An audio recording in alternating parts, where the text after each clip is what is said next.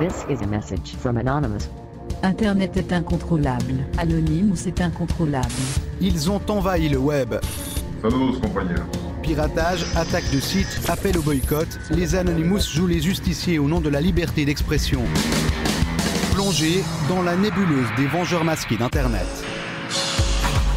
Paris, mi-septembre. Les Anonymous font ce qu'ils appellent un flash raid, une manifestation surprise devant l'église de Scientologie.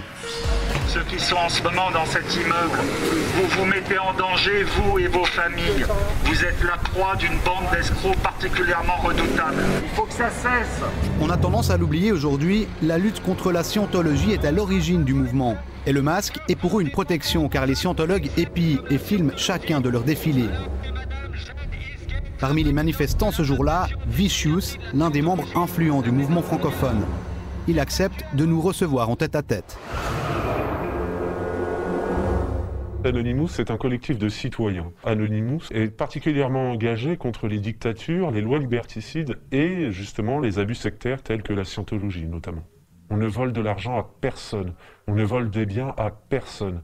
L'intégralité de ce que nous le faisons avec nos propres moyens, des petits moyens qui mis en commun font de grandes choses. Dernière opération en date, le soutien à la révolution en Syrie. Et la fierté du mouvement, c'est d'avoir réussi à pirater le site du ministère de la Défense et d'y glisser leur logo. On établit des lignes pour pouvoir faire de la communication avec les personnes résidant dans le pays, pour pouvoir extraire des informations, que ce soit des vidéos, des photos ou même des documents confidentiels, mais aussi essayer de désorganiser les services informatiques du pays. Alors pour comprendre comment procèdent concrètement les Anonymous, nous avons rencontré deux autres membres en Suisse romande. Actifs dans la sécurité informatique, ils participent aux attaques grâce à ce logiciel, Loïc.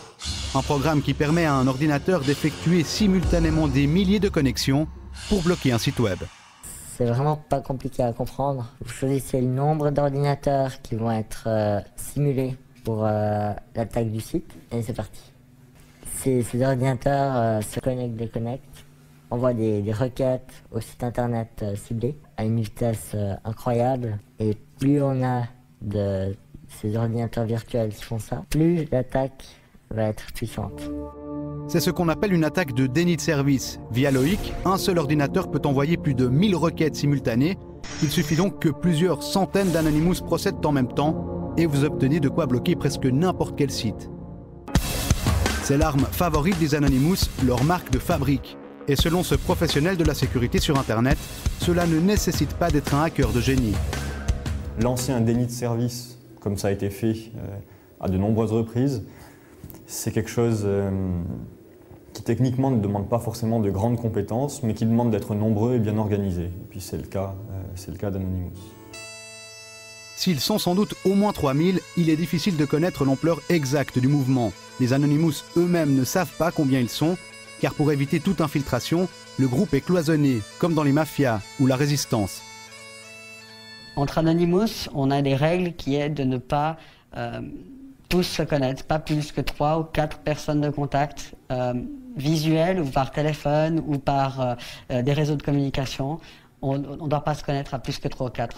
Une prudence extrême, car les Anonymous s'exposent à des sanctions pénales. On est conscient qu'à tout moment, si on ne fait pas attention, on peut subir la pression de la police qui peut venir à notre porte. Il y a des perquisitions. Personnellement, voilà, j'espère ne pas me faire arrêter. Maintenant, si ça arrivait, j'ai pleinement conscience que c'est un risque que je cours. Depuis quelques semaines, la rumeur circule qu'Anonymous attaquerait Facebook le 5 novembre pour non-respect de la protection des données. Facebook has been selling information to government agencies. Est-ce qu'ils auraient la capacité de paralyser Facebook? Probablement. Ils ont déjà paralysé des sites de grande envergure comme PostFinance. Même si Facebook, on est sur un niveau bien supérieur, ils auraient probablement la capacité de paralyser partiellement, en tout cas, Facebook. Un projet contre Facebook démenti par les membres que nous avons rencontrés. En 3 ans, les Anonymous ont acquis une capacité de nuisance considérable. Mais leur nombre croissant pourrait aussi conduire à leur perte, car entre sous-groupes et désaccords internes, il devient parfois difficile d'identifier l'objectif de leur combat.